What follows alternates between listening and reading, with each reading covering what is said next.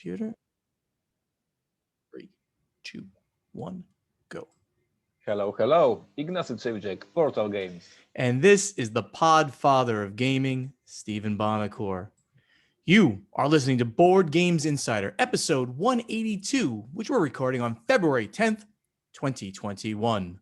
Board Games Insider is a proud member of the Dice Tower Network, and Tom Vassal is a bleep, bleep, bleep guy, and everyone should know that Vassal is bleep, bleep, bleep, bleep, bleep in my mind. Well, you know, the reviews from our fans regarding last week's podcast are starting to come in, all positive, except for maybe one person. So I figured I would toss in some more bleeps, because obviously bleeps are good for ratings. Don't you agree? I'm concerned that we have to pay additional fee for editing all these beats that you're generating, and who is paying for that? I accept all additional charges from Matthew due to bleeping. He enjoyed putting them in. So without further ado, Ignacy, please, busy times over at Portal Games. I want to hear about it. Today, as we are recording Wednesday, yesterday we closed pre-orders for Vienna Connection. On Tuesday, so it was the big news for the week, for the whole month. For us, as our listeners know, the whole campaign lasted 4 weeks, very intense, a lot of work. And this news of the week section is merging with the brag of the week section, because we have a record. We had 1,831 pre-orders from our website, which is the second biggest number in the history of the company. Wow, that's without awesome. Kickstarter, without GameFund, without any crowdfunding, just a regular pre-order from our regular website. I'm very proud. And short message to everyone who's listening, who is running their business, their company. You can have a success. Just work hard, and you will get it. These 1,800 pre-orders came because we did updates every single day. New videos, new posts, new artwork, new information about the game every single day for 30 days, 30 updates. But then you have a result, and then you have almost 2,000 copies sold from your website. And so we are in the brag section, but also with advice section. Just work, guys, and then you have some effects. I'm very proud of my team. They hated me when they saw the plan for the campaign, when I gave them the idea I have. But today we were celebrating in the company, and it was a very good moment that we have what we dreamed for. So that was my brag and advice section. Very nice. Pre-orders, the next pre-orders, we are now running pre-order for 51st State Monologue expansion. This is a small pre-order, small expansion for all the fans of the base game. As I mentioned last week, we don't have the base game in the stock, so this is stupid that we are doing that, but sometimes we have to be just silly. We have expansion, we don't have a base game. For all the fans who have 51st State in the collection, it's a no-brainer. It's amazing expansion from Jana Kijanka. If you don't have a base game, you need to wait for the reprint. That will happen next year, so we will have all to wait. Gossips and rumors from HQ, what's happening at Portal Games. Dune is happening. We are preparing a file for Legendary to accept. So I don't know if they will play the game. I doubt it. But of course, we need to prepare everything as for the final player. So all these final edits, all these final tweaks in the content, and soon I will be able to share with you some information how this accept process is working, and if we get cancelled our game or not. And so a lot of work, a lot of pressure, but a great time seeing this whole project, getting this next phase after playtesting to having these final files. And besides my pretty good mood today, I need to become more Slavic and become sad for the moment. And I'm laughing at you. I'm such a nice guy. We failed our fans on Kickstarter, and I want to apologize everybody who got frustrated and who got sad and who got disappointed with us. It is already fixed as I'm speaking, but we failed to explain everybody what happened. We shipped the first copies of the Stronghold Undead, the Kickstarter, and there were 2 issues with some of the packages. There were missing mini expansions that were like additional strategy levels, and the warehouse that was shipping, they just shipped the base game without these expansions. Of course, we shipped them all in the separate package So it is solved, but I guess it was super frustrating when you open the box and you see missing pieces. Yeah. Sure. So I feel very bad for what we did, and also some of the packages were damaged when we shipped them. What happened? The cardboard boxes that we are using here for shipping in Poland didn't survive the international shipping. So of course it was our fault. We should expect that this long range shipping to different countries needs a better cardboard.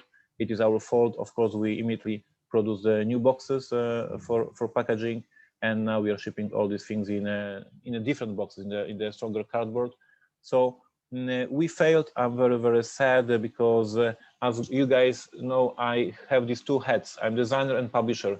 As a designer, I cannot wait for you to play this game. I was designing for so long, and then as a publisher, I know that I failed you, and the package was not delivered as it should.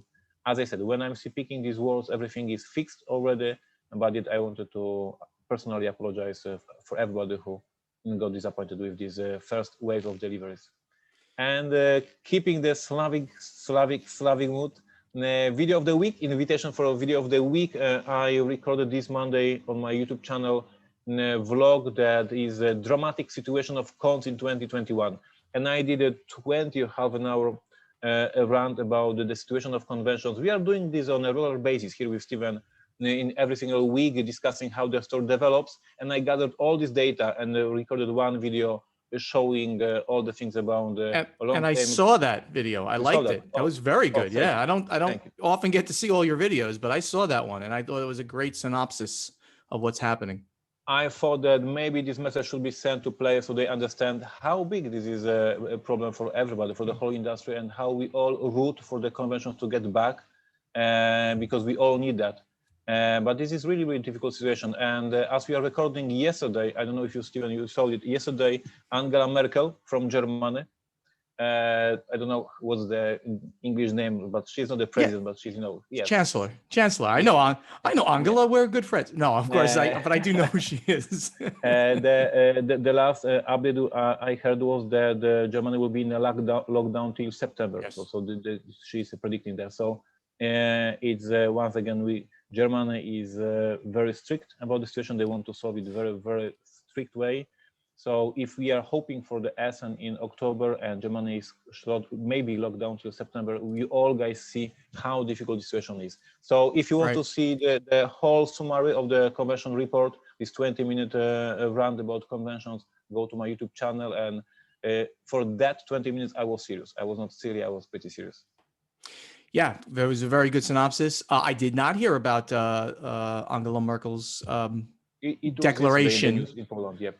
That it just that they're staying in lockdown through September, which would of course put the Essen convention in jeopardy, though that's mid-October, so maybe by then they've got the numbers down and the vaccines are rolled out.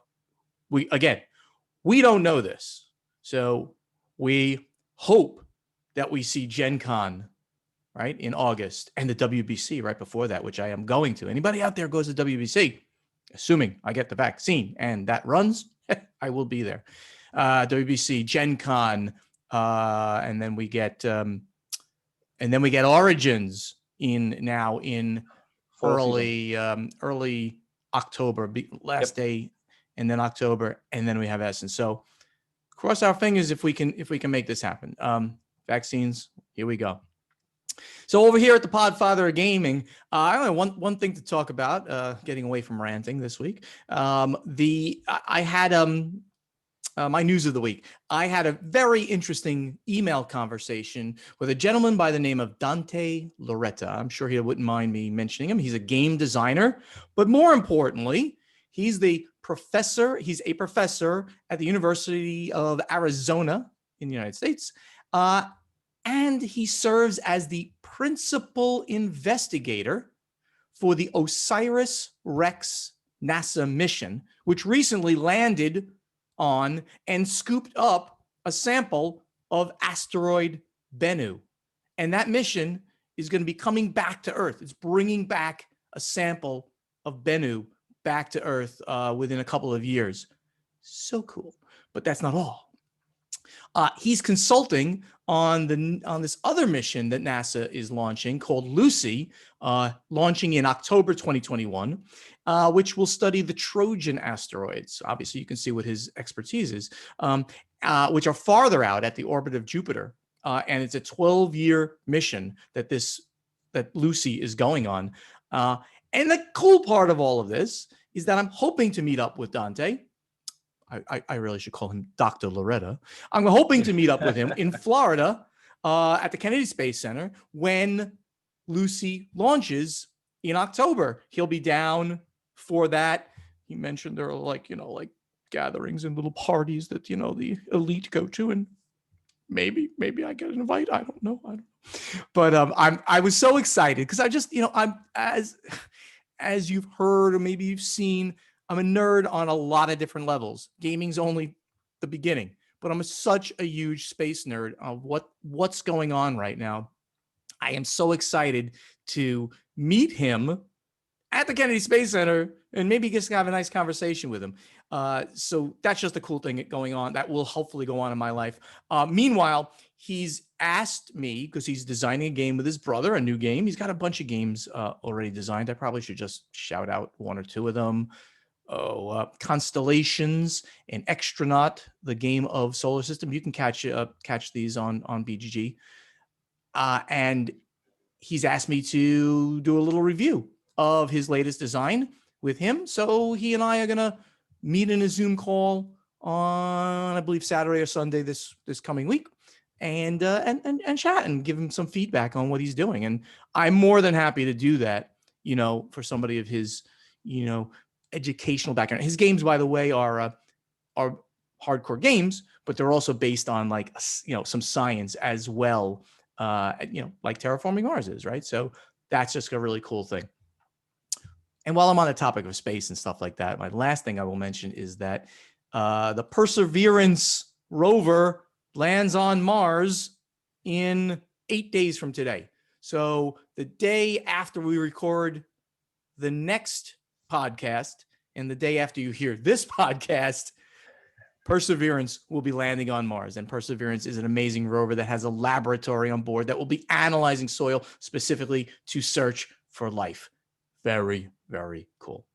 So that's what's happening in the Podfather's life. I'm not just all about games. I'm about geeky things overall. You remain the best commercial for being on retirement. Some big company should hire you, sir. Florida, maybe a couple of people have mentioned, Bonacore, you should set up a Florida gaming development, a community of, where you can buy a house and then you have the clubhouse that you can go to, only for gamers though. You have to be a gamer to buy into the houses in this community. And maybe then I could, I can be all people see themselves in the future, like they'll be going to be old and retired, it'll be sad, and then they listen to you, and yes, I'm going to the space center to meet with some doctor, and then we get some drinks, like, oh my God. I want to be on retirement as well. You will someday. All right, everybody, let's get to the event deck.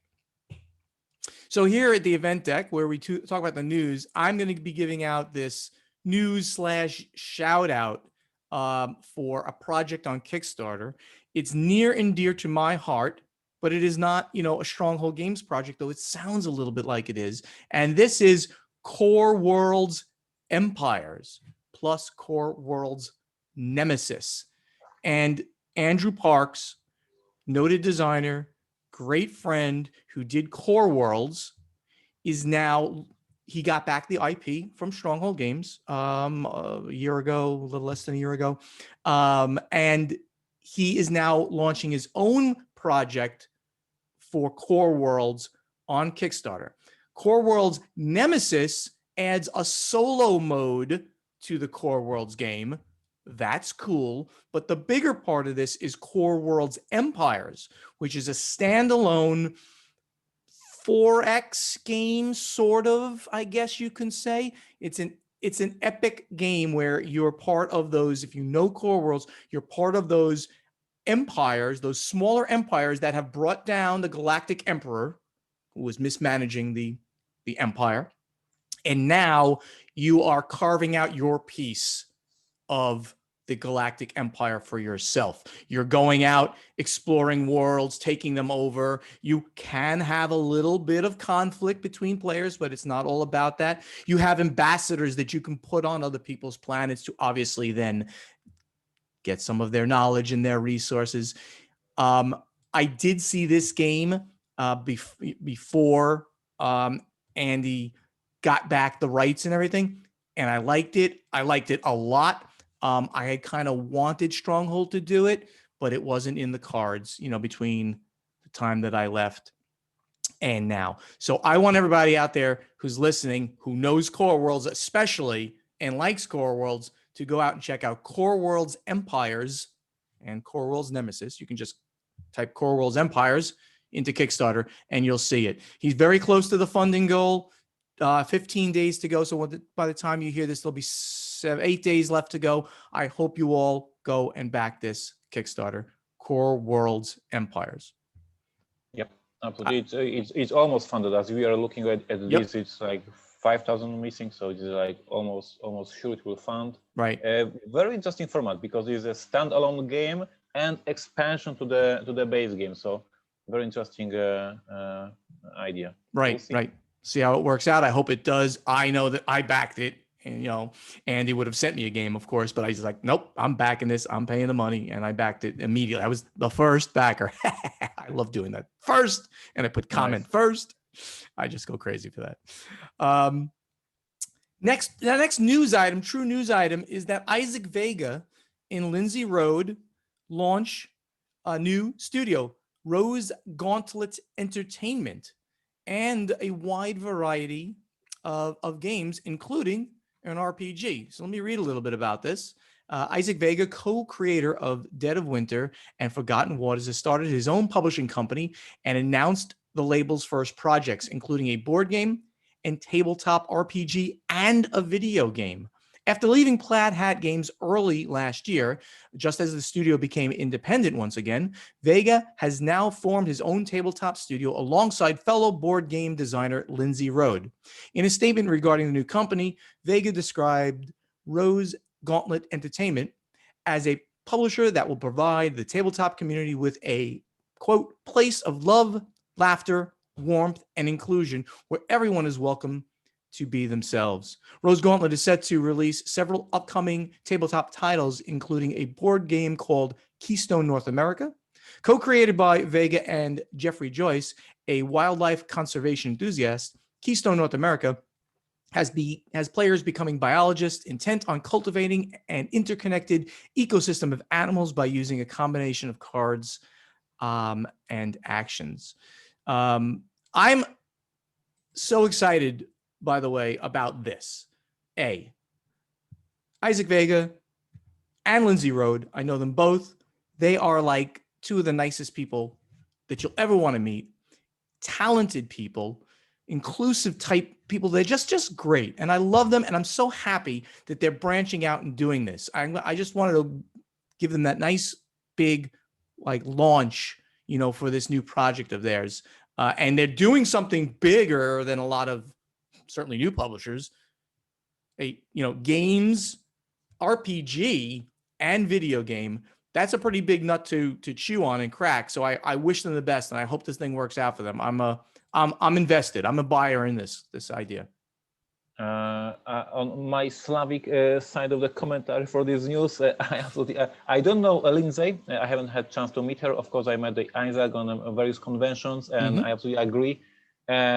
Great designer, great person. Few minutes ago, I was forced to say that I'm sorry because I'm really sorry as a publisher when I did this probably the Stronghold. So me, I dream to be just designer. So I'm surprised that Isaac left Plaid Hat, yes, to start their own company, knowing how much stress and pressure there is if you have this head of publisher and all these shipments and all this stupid stuff. So I'm surprised. Kudos, good luck, absolutely, and I hope they will have a great time doing the games. But me at this very moment, I know that designing games and publishing games, They are two different worlds. Yes, you have to remember that. They really are. I just think Isaac likes the freedom.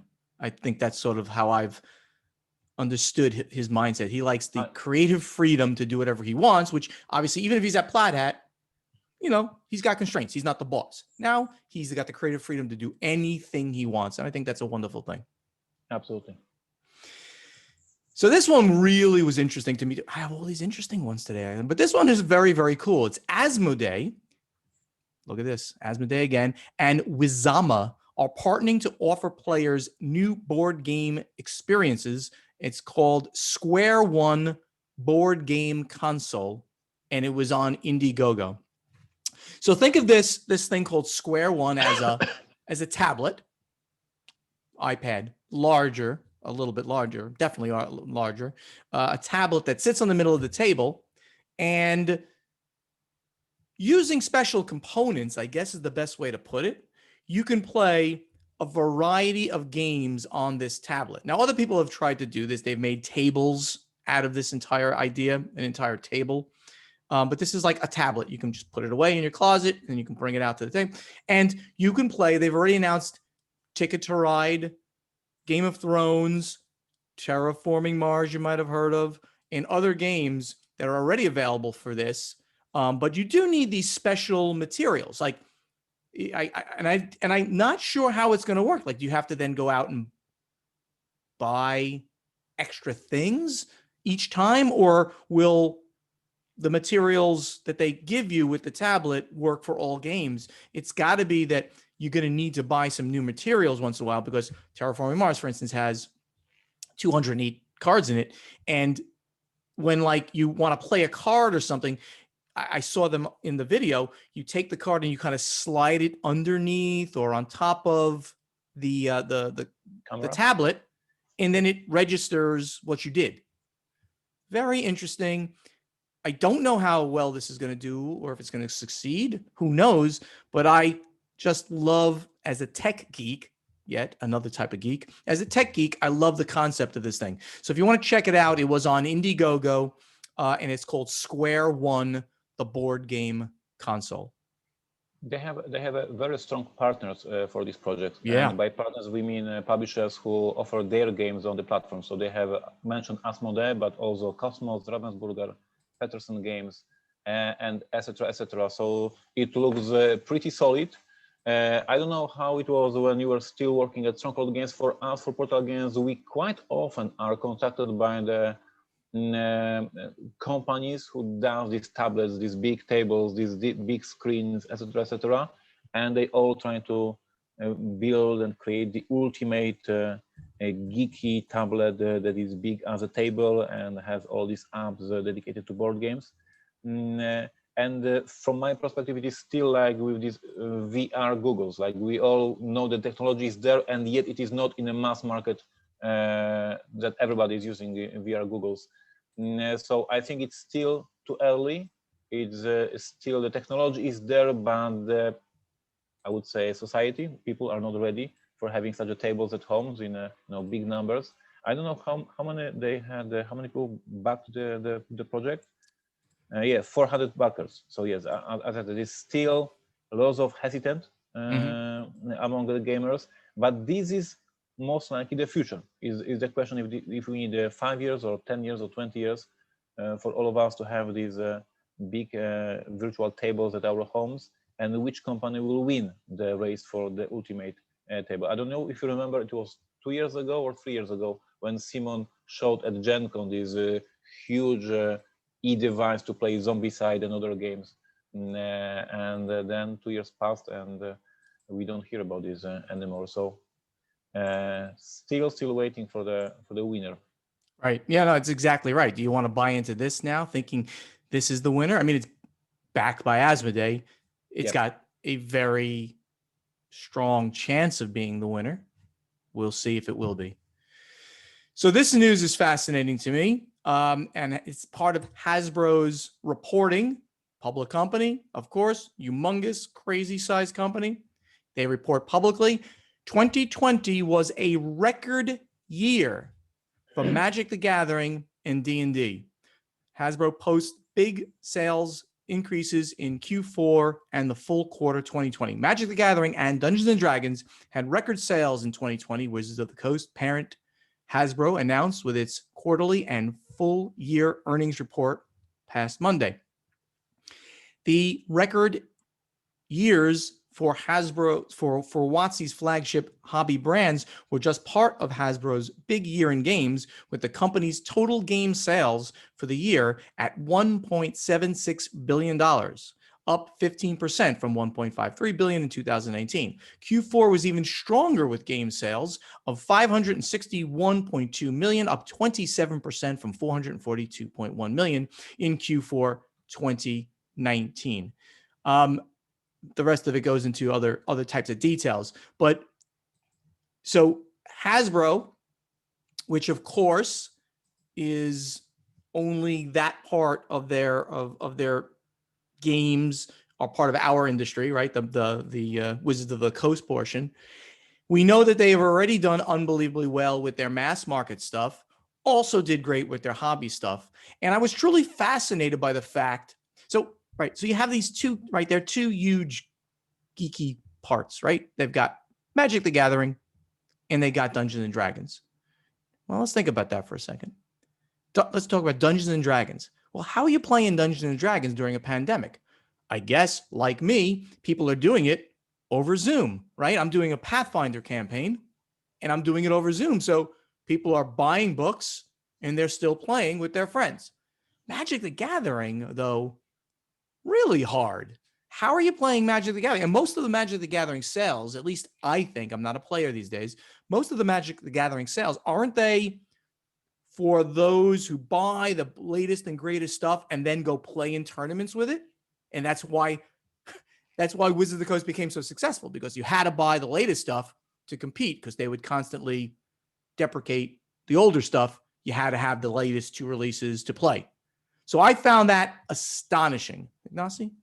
I'm also surprised, and I agree with you. So for Dungeons and Dragons, it's obvious. Myself, Ignacy, for the first time played Dungeons and Dragons in 2020, and I bought books for Dungeons and Dragons. Yes, it happened. Nice. So absolutely, we were stuck at home, but we had chance to play through online. With Magic the Gathering, surprise. We were talking for the whole past year about the closed scene for the tournaments, closed retailers, no chance to run any demos, any tournaments. And then we see the numbers. I guess this Magic the Gathering Arena website works nice and provides a ton of revenue. As far as I know, I'm also not a Magic player, but my employee is playing it all the time.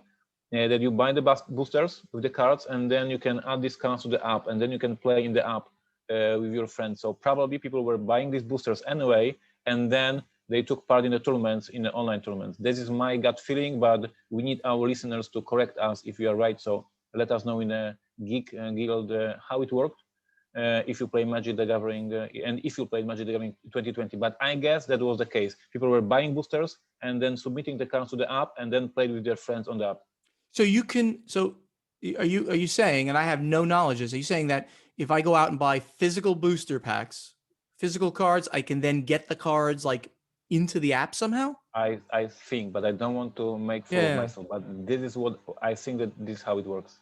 That's fascinating. If that's the we way. Need to investigate. I will ask my employee tomorrow in the morning. Since have your employees do it. I'm done with my investigative report. No, it's a very good question to see if anybody knows. All right, we're gonna leave some news for next week. Let's go over to strategy and tactics. So here we have Maurice Van Valen. He is at D Bauer on BGG. He says, "Hey guys, thanks for keeping up with the podcasting. I've been listening since episode 1 and enjoyed a lot. Question: do you listen to other podcasts as well? I usually listen while driving, since I spend that time mostly alone in the car. That way I can do other things when I'm home." Ignacy, do you listen to other podcasts? I do. I'm listening to a ton of podcasts. I do it as well when I drive, and also at home, and also at work at sometimes. I listen from our sphere. I listen Rolling Dice and Taking Names, and Secret Cabal, and Blue Pack, Pink Pack. So all the famous ones. I also listen to some of the not for the board games, like Memory Palace, for example, historical podcast, very interesting. So yes, I'm very active in this sphere. I used to listen to 20 podcasts when I commuted to work from New Jersey into Manhattan. I was like, I would eat all of them up. So sadly, I don't do that anymore. I now just dabble a little bit into other podcasts. Of course, Secret Cabal, Rolling Dice, Blue Peg, Ping Peg. You know, all of these guys, I love them. They just do a great job and have a great camaraderie. But I'm not sadly listening to them actively at this time. Next question. Do you have a specific time or circumstance when you consume that content? Maybe while cutting up components for a prototype. Is there a specific time, Ignacy? A podcast in the car when I go to work and I go back to work. If I'm also very active on YouTube, I watch a ton of YouTube content, and this is I do it in the evening when I'm already tired and there's no interesting TV show, whatever. I'm just going on my YouTube channel, on my not my YouTube channel, on a YouTube channel. I'm checking different YouTubers, and I have a ton of subscriptions, and so I'm very active as well there. And do you talk games and business when meeting other podcasters, or also podcasting? Do you talk games and business when meeting other podcasters? Are there podcasters that the Podfather and the Polish Don, I like that, would like to meet or be on their show? Well, you know, I like to be on everybody's show. So anybody out there who listens, who's got a show, you can contact me and I'll be on it. That's just my thing. I love it. When I meet the other podcasters, I mean, it's a camaraderie and a friendship thing, but we'll always dive into business, so to speak. And what's business? Business is like, what's the latest board game? What's the what are you playing? What do you like? What do you think the industry is going to do? So all stuff that we love to talk about. So our business is pleasure. So it's one and the same. Ignacy? Yeah, absolutely the same. The same. We do silly jokes and we talk new games, what's happening. And of course, I meet these other podcasters only at the big conventions like Gen Con, BGG Con. So it is always discussion what's happening at Gen Con, what they played, what they discovered. I'm always stuck at the booth, so I'm always asking everybody, hey, what you saw at the convention, because I couldn't run from this booth. So yeah, talking about the Gen Con, talking about the events that are happening right now is always the topic. Joel Volsky, I got it right that time. He's contributed before. He has a very crazy question today. Like, beware. I read them up front. Oh, you did. He's JW Ski on Board Game Geek. Given the recent influx of questions and the rate at which they seem to get answered, I want to make sure I asked a question that would stay relevant over time. Okay, good. Beware now. Beware. After the rise of the machines and the fall of subsequent subjugation of human civilization, what have been the main challenges in designing and marketing board games for our robotic overlords? I refuse to design or market games for robots. Too bad. I only do it for humans. What has been the response to the recent trend in incorporating physical components made from natural materials with the digital and cybernetic systems of today's board games? Do you see hobby board gaming becoming inclusive toward biologic intelligence? Joel, you're crazy. We're going to go right. I have one answer for that. When I record videos and when we post them on YouTube, YouTube has this feature that it generates automatically subtitles. YouTube really? doesn't understand Ignacy. And this feature doesn't work with me. So if robots take the word, they will not understand me. This is my employees were just making fun, just clicking this YouTube feature and laughing out loud what YouTube thinks that I'm saying in English. Like, this AI have no clue what I'm saying. You know what, Joel, we're going to table this question for about 15 or 50 years from now, and then we'll answer it, because then it'll be relevant. But good trying to make one that'll be good for us in 50 years from now.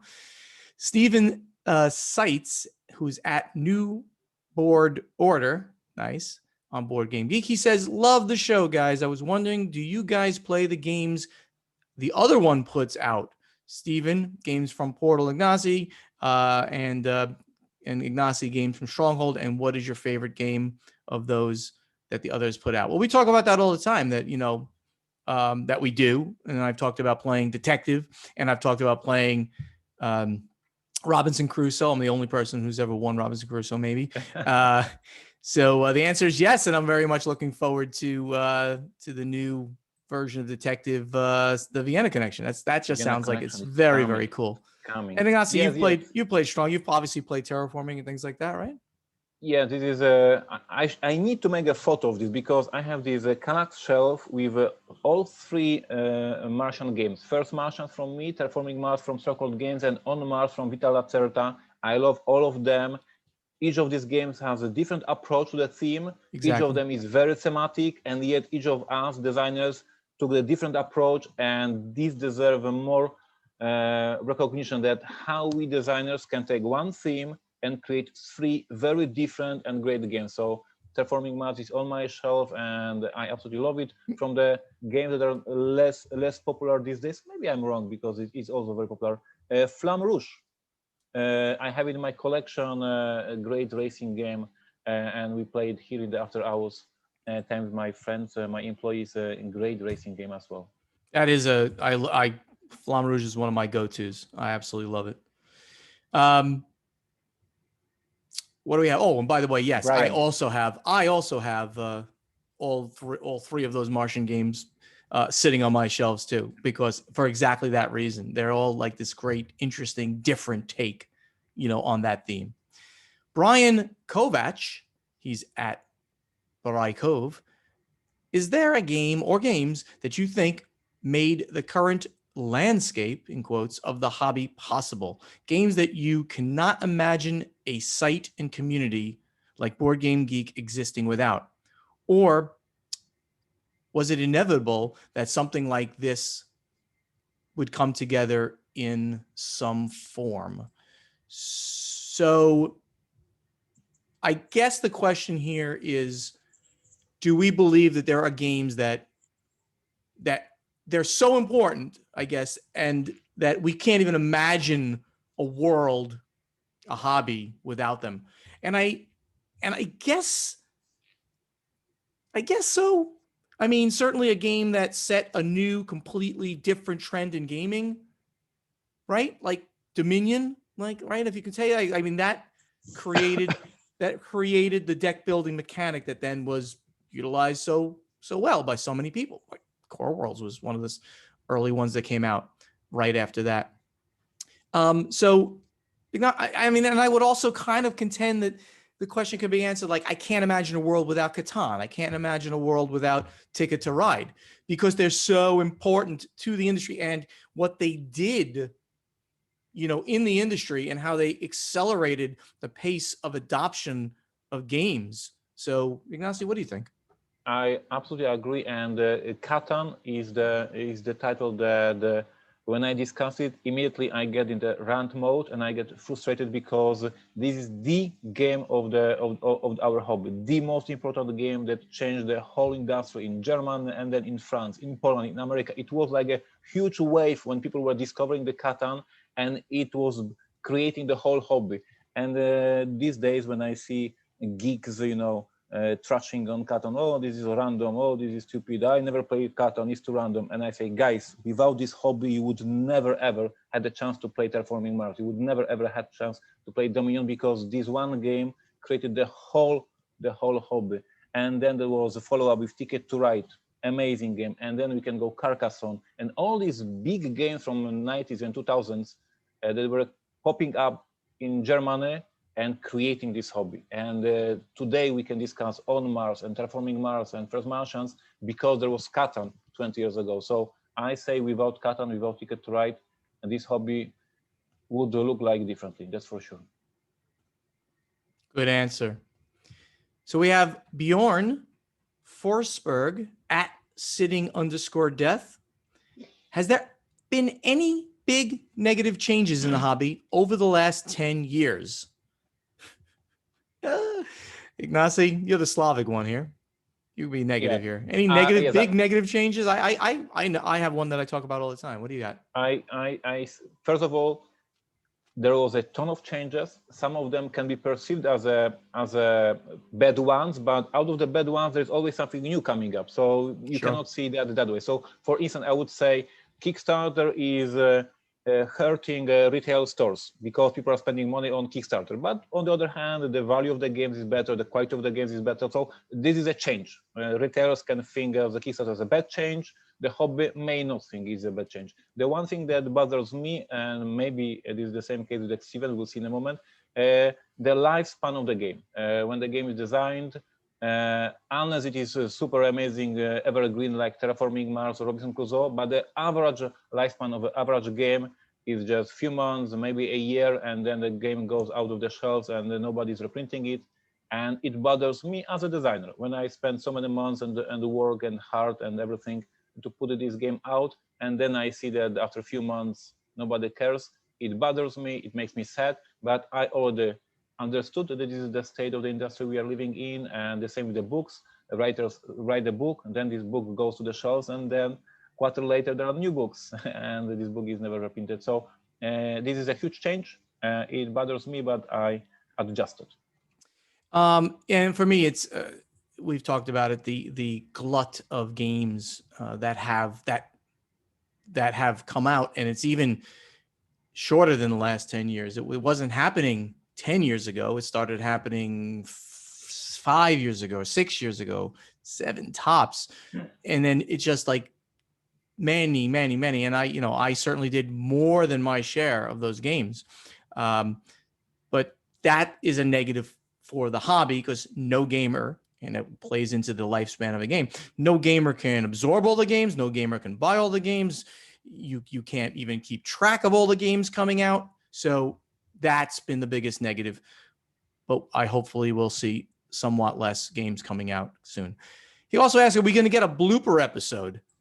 I think every one of these episodes is a blooper episode. Me not reading well, Ignacy's English. So I don't think we're going to get a special episode for that. No, sadly. And on a serious side, do any of you need a private chef? Yes, I need a private chef. What's your rates? When you coming over? I can offer you a room here next to my office, so you can deliver my meals right here. We can talk. Now, probably. And I would prepare these meals. You're gonna. He's going to. I assume. No. All right, Bjorn. Thank you for those questions. Everybody out there, I hope you enjoyed that. Let's get over to our play testing segment. I see that somebody did already the grammar test. I have completely rewritten your question into English. I'm pretty sure it was in Polish, so I learned Polish while I was doing this. I failed my test today. The question was completely different. So my question in the interpretation from Steven is, without knowing more about the game itself, which of these games is more interesting or intriguing to you? A new game by a first-time designer, but from an established publisher, like GMT, Days of Wonder, etc. Or a new game by an established designer, like Bruno Catala or Martin Wallace, but from the brand new publisher. Which one would you pick? Yeah, when I read this, and then rewrote it, I really was like, this is a great question. It's maybe the hardest question you've ever asked me or our listeners. Maybe I'll see what they say, but and I think that I value designers so much. I say things like, I'm not smart enough to be a designer, and I'm not. I mean, I can't. I haven't. I'm not a designer. And I created the Great Designer series over at Stronghold to feature certain designers who have hit certain milestones in their career. But I think that sort of the way the industry is working now, that I am kind of drawn more to the established publishers, because they really know, I believe, they know that they can't bring out 100 games a year anymore, and they can pick the games that are truly special in the various categories that they're going to be special in. So while in the past I would have absolutely been drawn more to the designer's name on a game, from a new publisher or not. Now I'm looking at more of the established publishers and seeing what they're doing and wanting to pick up those games. So that's my answer. I think it's changed over time, and I'm now with give me the first-time designer's game from the established publisher. What do you think, Ignacy? You disappointed me because I agree with you. And of course, this is a very, very hard question. Of course, I'm a myself designer. I would love you guys to pick. If there's a Chevicek name, I buy it. I don't care. There's a Chevicek's game. But I agree with Steven. At publisher, there is a ton of developers, a whole team working on the game. And with companies like GMT, I'm a huge fan, for instance. I know that there is an army of people fixing, tweaking, playtesting, working on the game, making it even better and better. And there's the army. So I go for the army instead of the one star. So I'm against myself. I'm against Chevicek. I'm voting for the publisher. But you disappointed me because now we cannot argue. We cannot argue about it. But it is that's a very, very interesting and really hard. It was a hard question for me to answer. I had to think about it. I had to contemplate it. It was not something that's like the top of my mind. Like, oh yeah, of course I'll do that. No, it was like, well, I think I used to, but now so very interesting. So we want to hear from you guys out there. And Ignacy right now is creating a thread in our guild on Board Game Geek. And we want your answer to the question, would you go for a first-time designer's game from an established publisher or an established designer's game from a brand new publisher? Which one would you pick without knowing anything more about the game? Go there, check out the thread, post your answer, and talk about it amongst yourselves and us maybe.